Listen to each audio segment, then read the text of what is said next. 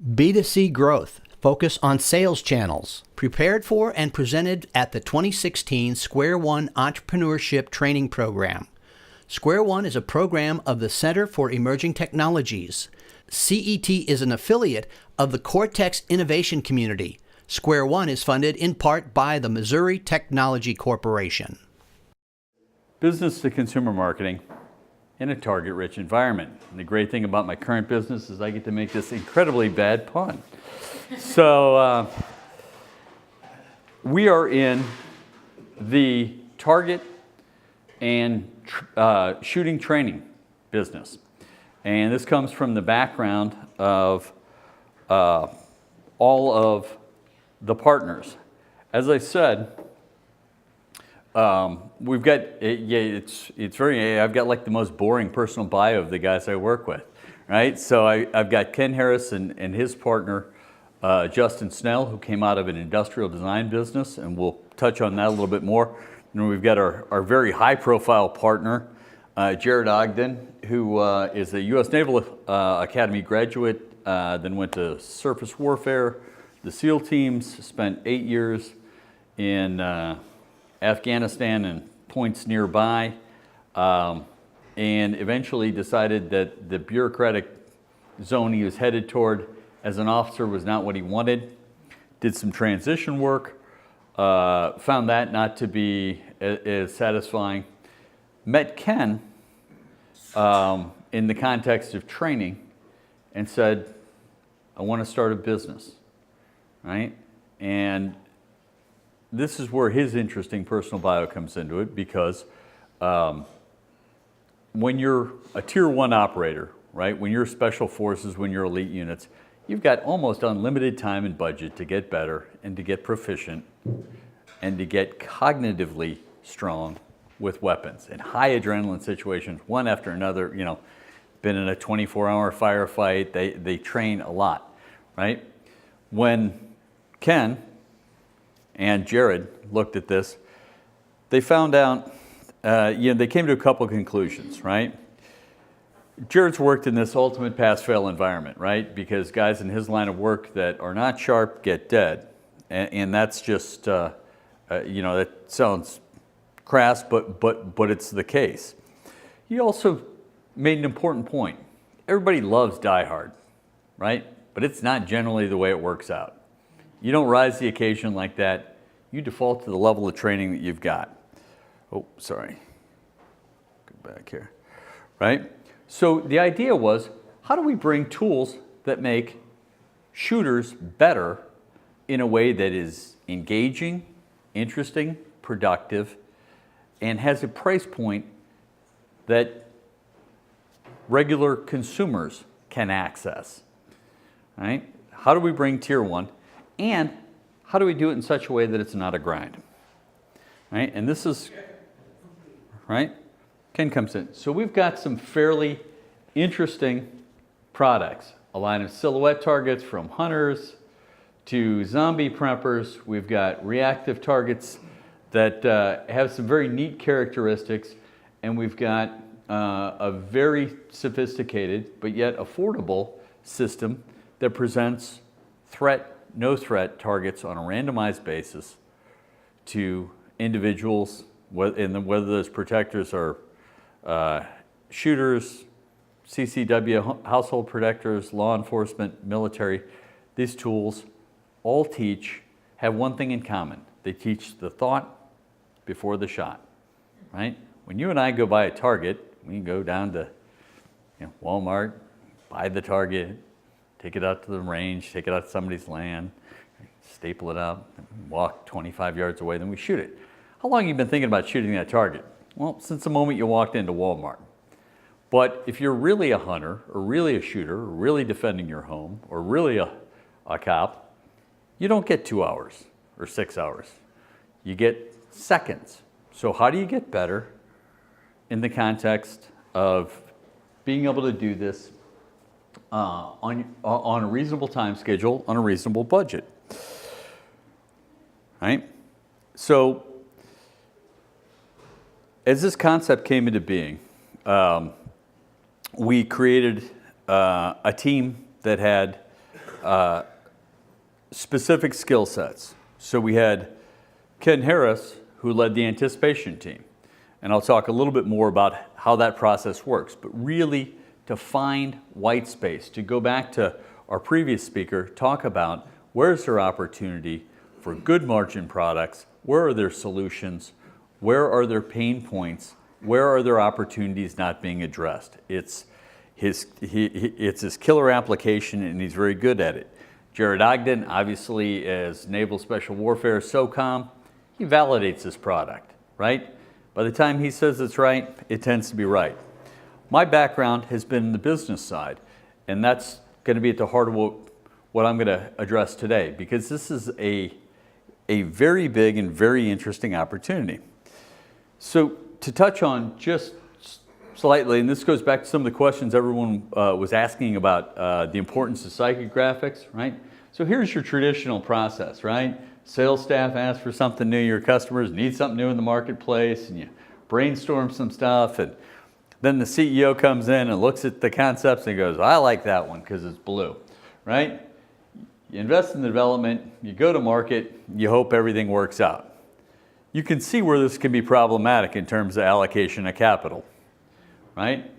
The Fred Sparks process, and now the Triumph Systems process, is we look at areas to provide value. Then validate the categories being big enough to be worth our time, right? As you'll see, this is a big category. Ethnographic research with profile consumers, right? In different categories. Who shoots a little bit?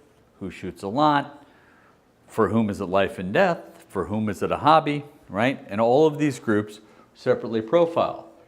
Conceptualize the offerings, validate them via storyboards out there, right? And all of these are inexpensive, right? We're not a big company. We've grown to where we have 10 people. We have 4 partners, right? So we're not huge. Yes, sir. What do you mean validate via storyboards? So when we take the concept sketches, this is a product, this is how you'd use it, right? Does this make sense? Is this a better solution than what you're using right now? And you're profiling that to different groups.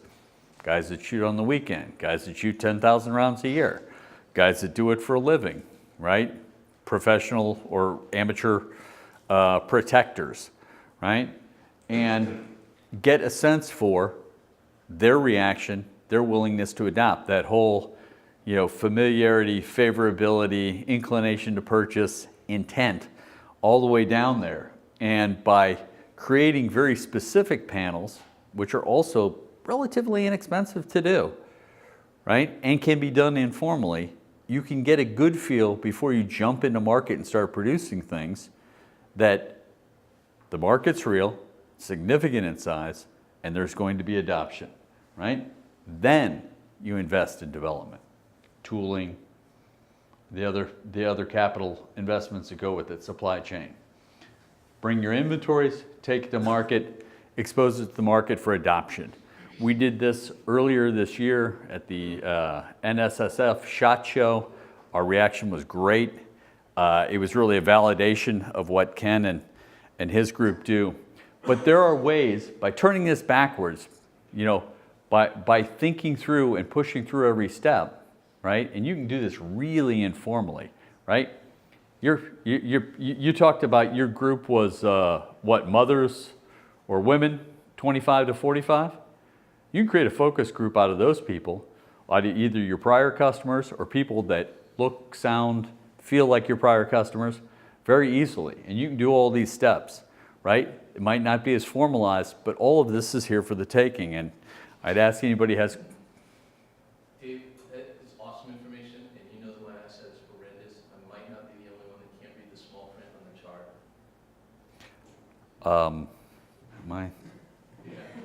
Now I know you're just messing with it. You walk us through the process so that...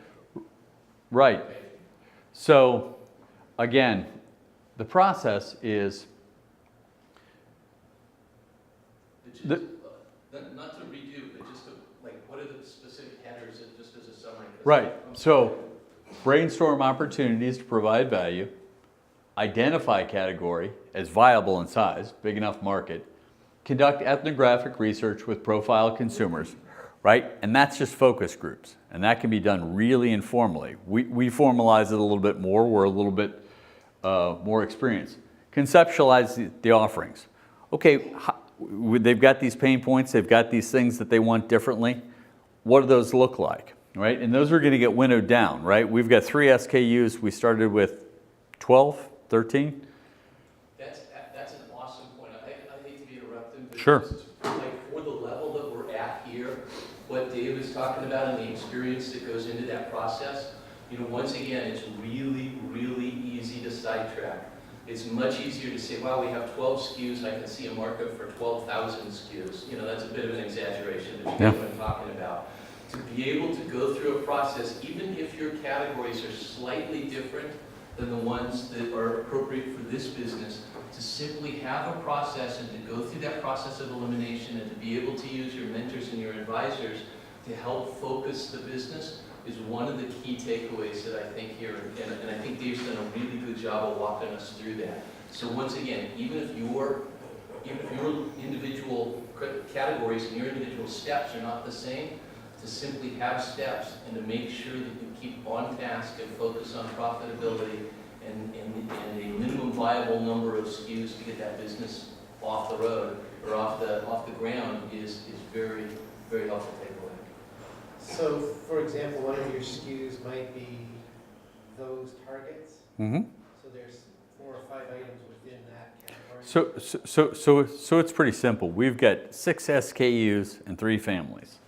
Give you, right? And I'll show you a little bit about this. It's pop packs. This is a reactive target system, right? Comes multiple colors and multiple shapes, right? They can be, if I can break the box open here, they look like this.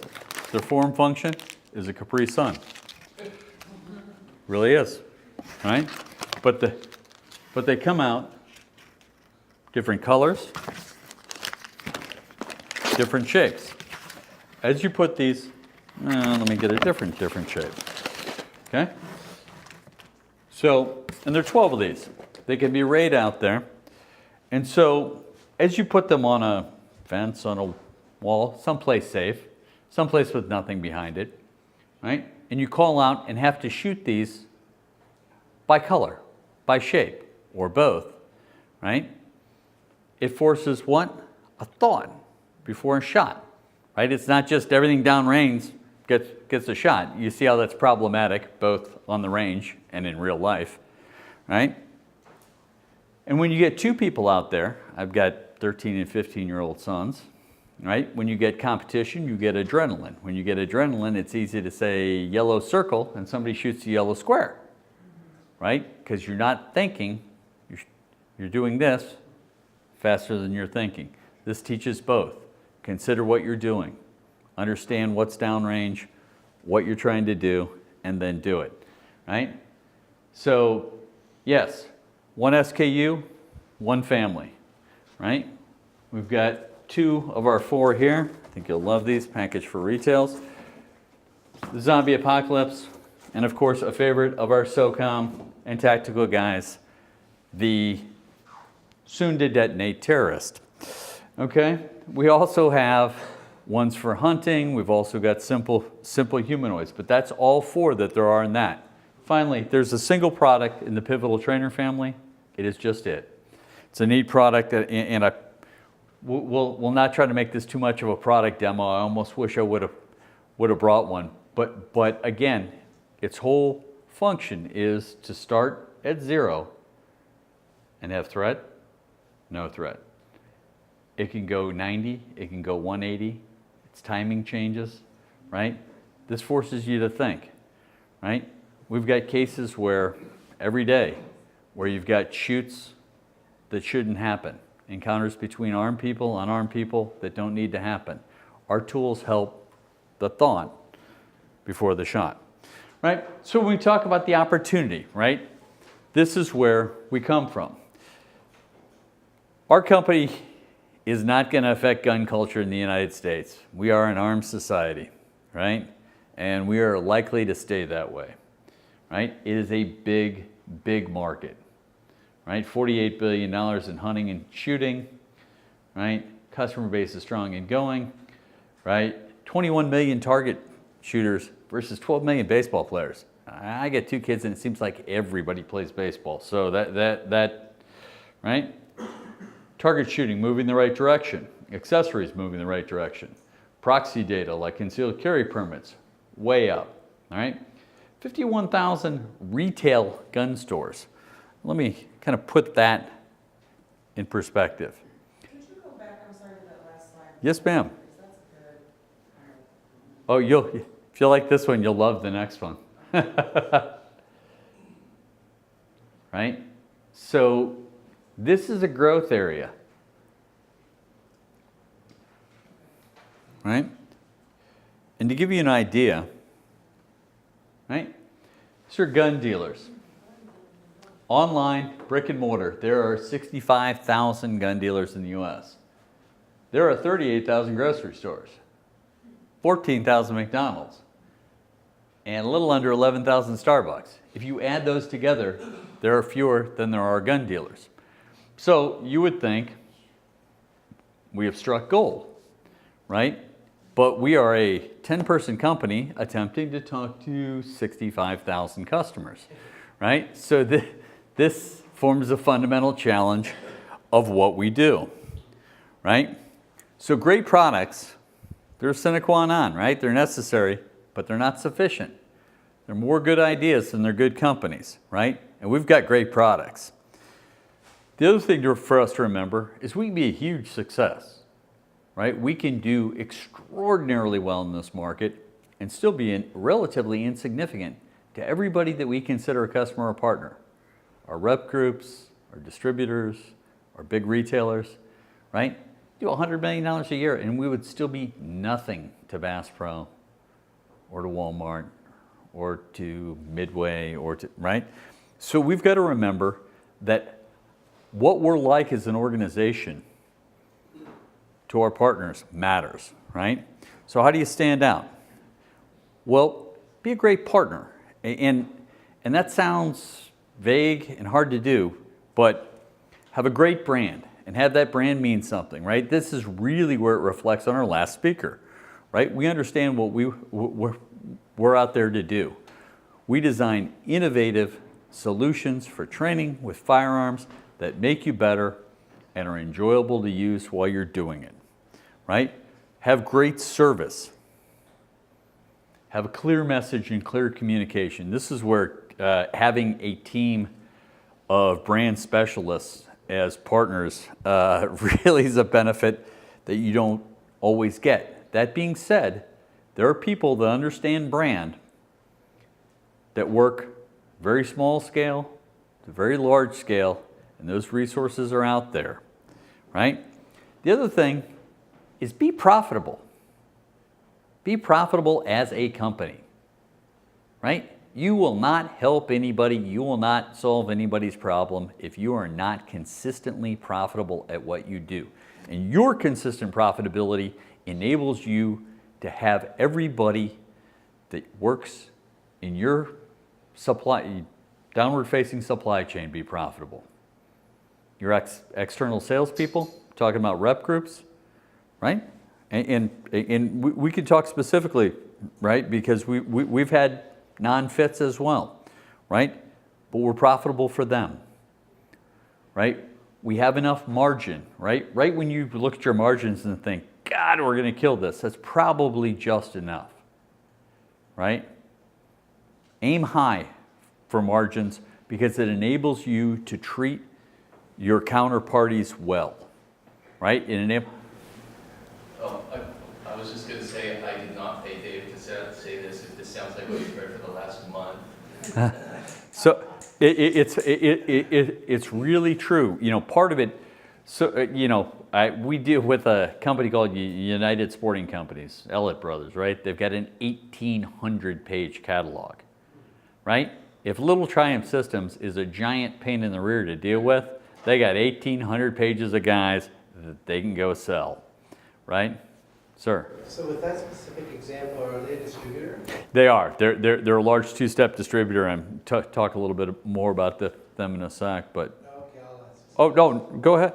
Well, I was going to say, how do you, with really only 3 products within your line, how do you get enough airtime when they have a catalog that large? So part of it, I think, works in our favor, right? Because you could talk about Triumph holistically, good brand, great products, not a ton to stock, clear minimum ordering policies, right? Clear pricing, good value proposition.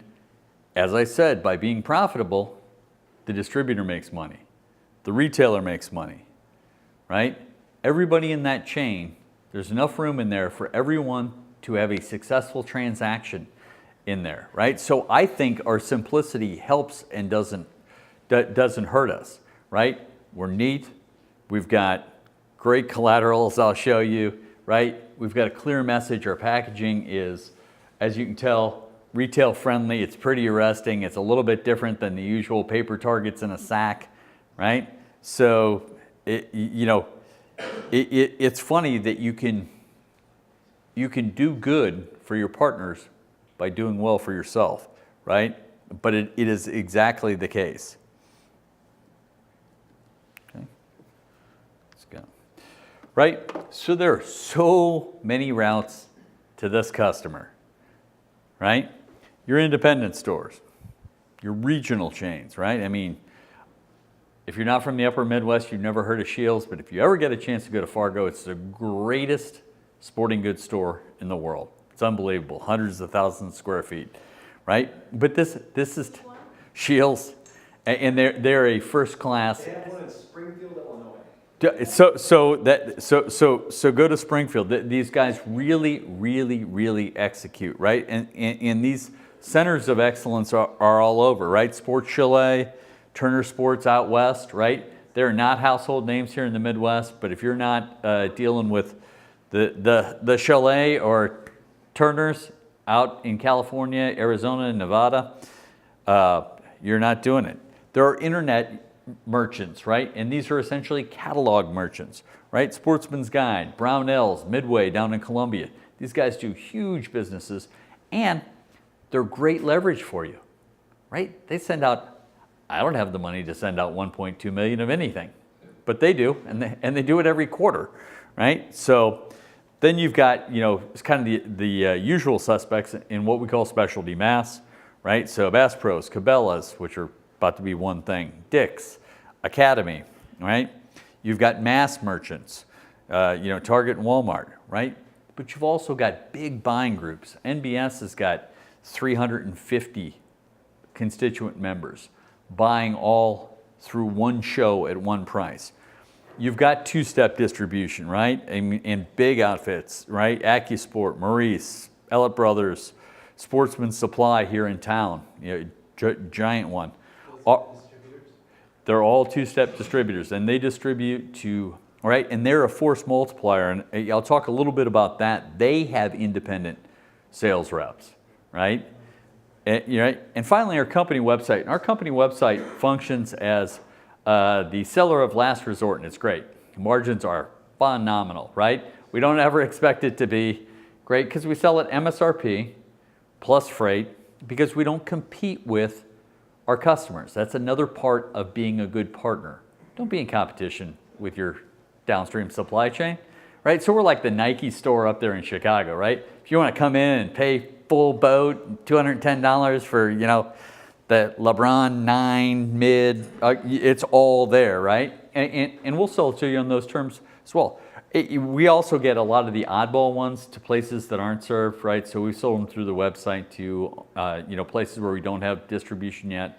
Austria, some sub-Saharan African guys, a couple of guys in the Mideast. So it's an important part, and it's a great brand tool, right? What platform are you using for the website? We're using Shopify. And it works well because it ties into our accounting software without wandering into supply chain, which is in my wheelhouse too. We've got third-party logistics across the river in Mascoutah. One is for LTL and above, right?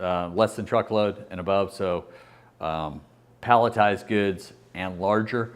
And then we've got another operation that deals solely in low volume stuff. So satisfying things, right? Fulfilling through the web or very small accounts, random overseas stuff, things in NAFTA that are small volume, right? And all of that runs through Shopify. And then we're able to take that Shopify as a point of sale for retail shows or shows where there may be retail activity, right? So It's 7:05. We want to leave 10 minutes at the end for speaker transition, and I also want to make sure everybody gets a chance to get their questions answered. Okay. So just giving you a heads up on the timing. got it, right? So we've got a number of non-obvious channels too, right? Rural stores, hardware chains. There are 10,000 hardware stores just under the Ace, True Value, and Do It Best, right? Probably 10 or 15% of those are rural, and they're the only store in town. It's a great market and a non-obvious deal. Totally different set of shows. Being on base, military bases, GSA-approved sellers in the PX, right? And an entire chain that is its own discussion about direct sales to law enforcement. So a lot of touch points for us, right? We start off by having good reps, right? Again, by growing up around this business, we've selected some great guys. Hammond, H&G, Ken Jeffries, and we've gone through, to answer your question, we've gone through some guys that were fit. We're not a fit, right? We talk about two halves of our business being tactical, right? And field and stream. Some guys are just too much field and stream, some guys are just too tactical, and sometimes we use two groups to satisfy both. Here in the Southeast, we've got one group, Ken Jeffries, that works really on the commercial accounts, another DTM that works almost entirely law enforcement, right? So we work and look for fit, and they're out there. Big groups, small groups, just keep trying because it's not easy, and we're selling to those guys all the time as well, right? So the rep groups are part of the solution. They bring sales, they bring expertise, and they bring the relationships. We prioritize customers to get a mix of active versus passive. The guy over at Midwest Firearms, that dude's an active seller. He shoots, he knows his stuff, he's got his gear, right? When you're selling to Amazon, that's pure passive seller, right? And you want that mix to be right. So we try not to bias pricing. You know, it's easy to get suckered into, we can sell these guys $1 million. Maybe, right? It has an impact on brand. You want a nice mix and you want to be addressing all these, right? So we engage in trade shows for that purposes, for that purpose, right? SHOT Show and NRA are big national trade shows where we sort of create brand awareness, right? NBS and Sports Inc. are buying group shows. The NASGW, which is at the end of the month, is all wholesalers, all distributors. NTOA, National Tactical Officers Association, all SWAT, right? So we get into there. The trade-offs, right? Every time you have a force multiplier, you lose some control, right? Buying groups are the same way. Price versus reach. So how do you solve this? You keep a coherent message through many intermediaries, right? And that's where the design part really helps. When you look at everything we do, our brand is consistent. We have a brand book. We know our stuff, whether it's on a t-shirt, whether it's on a zombie, whether it's on a pivotal trainer, whether it's on a banner, whether it's on YouTube, it always looks the same. It always shares the common characteristics of the brand, and that is an advantage that you get by having guys that understand design and brand within the organization. I'll show you how challenging this is very quickly. So when we go with our rep group, right, say Ken Jeffries, to a distributor, RSR in South Carolina, he hands our stuff to his salesperson, who then sells to a retailer in Lenexa, Kansas, who then is expected to sell it to the consumer. Well, you better be very, very, very consistent about clear pricing, easy to deal with, clear brand, right? And so you end up with, you can start to see some of these things, right? You see how every bit of collateral shares the common brand identity, shares the dynamic look, shares the core colors, right? Shares very, very, very identical representations of brand regardless of context, right? This is in a retail environment. This is some of our printed and then physical sales collateral, right? The same here, right? I know the brand's good and it passes the test because everything I take home gets stolen by my kids and their friends. And that is really, to me, one of the ultimate kind of validations that you've got a cool brand, right? Each of these looks the same. You've always got a common look to it, right? And really, one of the finest examples of this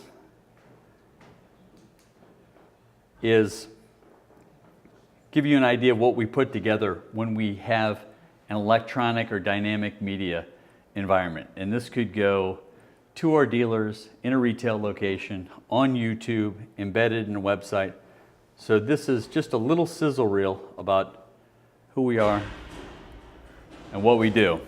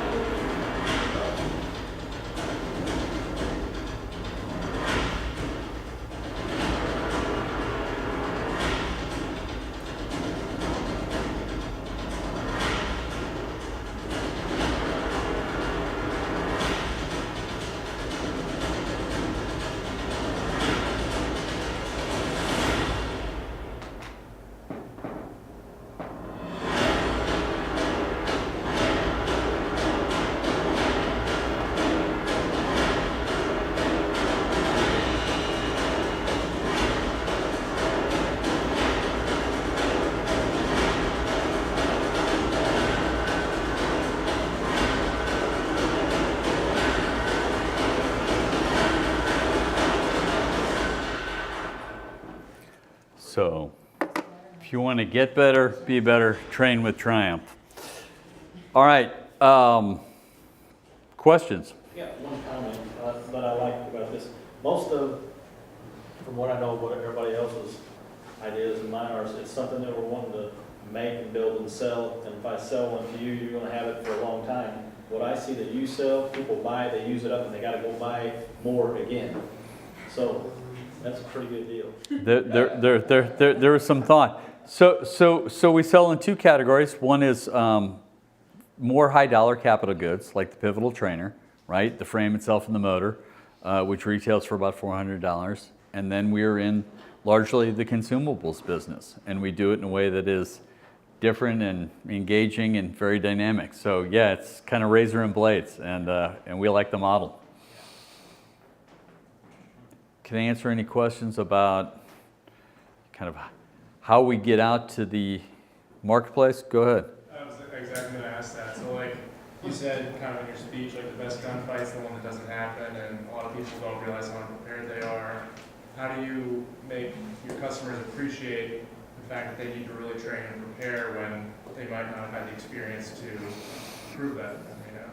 So we engage in a lot of touch points for exposure, both through social media and piggybacking on partners that have that, right? Our natural sort of ethnographic customer is somebody that does want to get better, and it is an enthusiast, right? But we're also pretty good at spreading the word through the professional side of the business, and by participating in live fire exercises to show people, what they can do to get better. We'll come out to events that are closely related and show people that there are new solutions, right? Because when you ask who our competitors are, they're a long way away, right? They are $15,000 systems that require pneumatics and a generator at one end, and their paper targets at the other. And there is a better way. So yeah, a big part of our effort is spent physically traveling to events, getting to trade shows, leveraging through social media, and finding every dollar we can to communicate that there is a better way, right? And that's a big challenge for us, but the message does resonate. So, on one of the slides, you had the map of the country, and you had various groups that you were dealing with to kind of, I guess, get the, yeah, basically, I guess, the sales force that you would Correct. to kind of get it out there. With the company starting, I don't know what stage you're in, like, are you already in stores and you've been in distribution now for? So yeah, we're about a year old as an operating company, older than that from the R&D phase. We've had complete access to our product really only since about August. It's now, it's been in stores, certain SKUs since May, right? And it's getting out there to where it's widely available. But we've really been able to weaponize, as it were, our sales force. And this represents about 40 guys nationwide, some of them specializing in distinct channels, most of them fairly generalist in the sporting goods and outdoor goods fields. To your question, we look for guys that have good anchor lines that make sense as complements to what we do. Right. And how many lines does a rep generally carry? Significant number, like what you're talking about, might be 10, 15.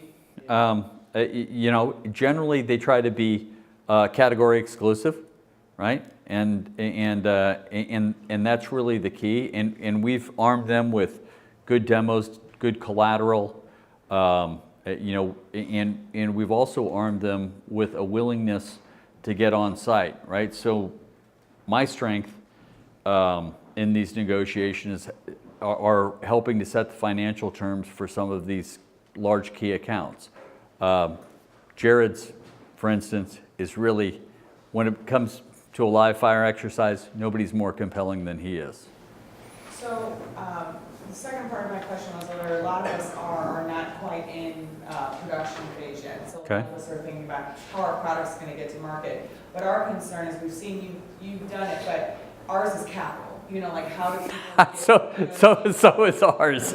Yeah. So I mean, hiring these people and doing that, it's like, wow, that's a dream, but like. So we work with these guys on a commission-only basis. They get paid when we get paid, right? And one of the discussions one of the things that we try to look for, and this goes back to fit, is where are there groups whose expertise matches ours? I don't know what you're. Sure. Yeah, we have a big product. Okay, awesome. So you're familiar with the channels that's going to go into. So you're looking for partners that have either expertise in the channel, expertise in the sector, or ideally both, right? And you guys obviously have found something where you see an unmet need, right? So you can go and have preliminary discussions with these guys, as we did. We had Hammond signed up, we had DTM signed up 6 months before we were really able to ship product, right? Because we were able to prototype, we talked them through pricing, we made sure, and in fact, we changed some elements to our pricing, terms, things. We really got good feedback, so we felt like our go-to-market got even more fine-tuned from the guys who are really where the rubber hits the road, right? They're gonna go into, Target, they're gonna go into, Bass Pro, and they know that the terms make sense, the collateral makes sense, the merchandising makes sense, right? We've got that all ready to go, and so yeah, you're not too early, and all of these guys are a no capital out other than supplying them with the appropriate demo and collateral. Another example on that is if you know that you're constrained, right? What are some ways you could flip that weakness to your strength? Well, one way that you could make that weakness worse is to try and sell Home Depot immediately. So find an appropriate size account might be an answer. Another thing that you can do is if you've got a prototype that works, you can show the margin delivery like these guys are showing in their category, and you can show that self-confidence and that expertise as the go-to in your specific category. You can look at them squarely in the eye, and once you've got them to the point where, yeah, there's a deal to be done, throw in, one of the things that I've thrown in and said, you know what, we can give you a 6-month exclusive on the line. I mean, what you're doing is closing the deal, right? I mean, what retailer doesn't want a 6-month exclusive? What you're really saying is, under no circumstances do I have the production capability to exceed being able to supply you. Heck, I can barely figure out if I'm going to be able to do that. So what the hell? I might as well throw that out there on the table for the next 6 months and get rid of the purchase order out of it, and focus and do all these other things. That's another way to help get some, focus and to fund the line without having to go try and be everything to everyone all at once and to sell to a lot of different. And without asking a question off on a completely wrong other tangent though, then if you did something to that magnitude, right, like if the cash flow is a problem, then isn't that sell-through then a problem? Because The answer to your question is yes, but the reality is that if you got the deal and it's just a matter of funding profitable business, that's a hell of a lot stronger position to get financed than it is to Yes, it is. be in the hypothetical or to be not selling in the first place. So I would much rather have that problem and risk screwing that up than risk screwing up the entire thing because I never closed the deal. So this is a leading question. I know a little bit about the background. Not all rep groups are created equal. Good. So as people are trying to decide which rep groups to work with, and when they find one they believe is a good fit, what are the types of things that create a persuasive conversation in order to get that rep group to sign on? Because none of them are at a shortage of people knocking on their doors. Correct, right? It's so when you approach these rep groups, you're asking for a lot of goodness on their side, right? Those relationships, that expertise, right? So it goes back to some of the original things at the very beginning of the presentation, that you are a company that has its act together, right?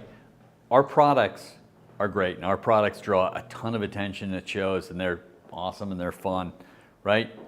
But what's enabled us to close the deal with those rep groups is we've got our tiered pricing for independents, for chains and buy groups, for two-step distributors, right? We've got that all in there. We give our reps some flexibility, another 500 basis points to move up and down to close any given deal. And you'll find they won't abuse it if you're with the right guys, right? That you've got, that you understand the norms of the industry. So you have shipping policies, return policies, order minimum policies that are all make sense and are compelling. And finally, going back to making money, right? That you're able to give them a product that they can take into a retailer and say, hey, this thing has keystone margins, right? You guys make 50% gross margins on this thing all day, selling at MSRP or MAP, right? And, understanding what those are. One I didn't beat to death was MAP, which is minimum advertised pricing. And that's also key, right? That kind of skirts antitrust, and I love it. Right? Because you don't let anybody destroy your pricing model right out of the gate, right? And you have to be willing to say no, right? Yeah, I know 10,000 units would be awesome, but if you blow these out at 50% below MSRP, nobody's buying from us ever again, right? So you want to talk about, we've got our MAP price, we've got our pricing, we've got our structure, all that stuff that says, hey, we're small, but we're grown up as we approach the market. How do you ensure that? How do you ensure MAP? So MAP's just a tough guy deal, right? Because you've got to be able, that's what I mean. You've got to be able to say, so, we had our pivotal trainer show up at $80 below MAP from one of our customers. I said, we love your business. We appreciate it. Why don't you call me and figure out a way, but we've got a MAP policy and we enforce it, right? So why don't you give me a call and let's figure out another way that we can get that message out that complies with it. And it was great. I got a long apology back. I wasn't really trying to put the gun to his head, but would have if I had to. If you've got to lose that customer in order to maintain the pricing integrity of the brand, right? Because brand is everything. And you've got to be able to say no, either by pulling specific products or pulling your line altogether. Okay, so we got 60 seconds. Okay. Live in a benevolent matriarchy, I don't want to get in trouble with You have free samples. It sounds like you did a very good psychographic profile for your partners. How much trial and error did it take on your part and your company's part to come to I- the strategy? I would almost defer to Ken back there on that, because that's something that, you know, I came up doing informally.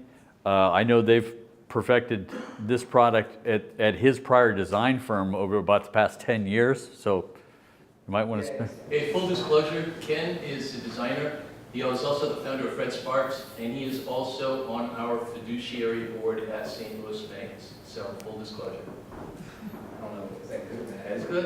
That's good. So it took about 12 years of getting good at what we do now to do it in 1 year. And the trial and error and the research and development was about 6 months of that, upfront heavy loaded with business case and ethnographic research, and then sharing concepts. So we shared concepts that weren't even like, here's the rough mock-up of the product. It was like a cartoon strip of what the product was going to be and how it was going to work through its use case. And then we used that to share and have conversations with people to get feedback. But we do it in a, you have to do it in a way that's not leading, because you get false positives, false negatives. Don't ask your friends and family, because they're not going to give you, honest answers, or maybe they're not going to give you biased answers. So there's a process that makes it work, that can help you truncate that development cycle. So it was 3 months of research and development that focused the direction we were going to go, and then from there it was all solving problems around manufacturability. So it was tweaking things and getting price points right, getting it manufactured for a certain price. That took about a year. So 3 months to a year is the time. Okay, you guys. Thank you very much, David. Okay. That's been awesome. Okay. Thank you.